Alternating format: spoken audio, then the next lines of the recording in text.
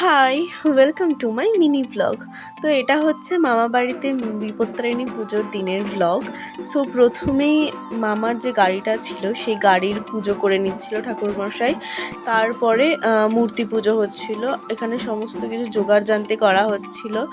সেদিন মা, বোন আর দিদুনের আসতেও অনেকটা দেরি হয়েছিল, কারণ কি তারা টোটো পাচ্ছিল না, বারবার উবের করছিল বাট ওরা ক্যান্সেল করে দিচ্ছিল, তার জন্য ওদের আসতে একটু দেরি হয়ে গেছিলো।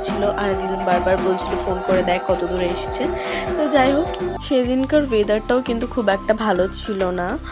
আর সেদিনকে আমার ফোনের চার্জ অনেকটা কম ছিল, মানে আমি সেরকমভাবে ক্লিপই নিতে পারিনি, মানে খাওয়া দাওয়ার ক্লিপ, সন্ধ্যাবেলার ক্লিপ সেরকম নিতেই পারিনি। এক তো প্রচণ্ড শরীর খারাপ করছিল আমার, আর আমার ফোনে চার্জ ছিল না। আর এই ক্লিপটা আমার বোন কখন যে নিয়ে নিয়েছে আমি খেয়ালই করিনি ফার্স্টে, তারপর অনেক পরে দেখতে পাই যে ও এরকমভাবে ভিডিও করছে।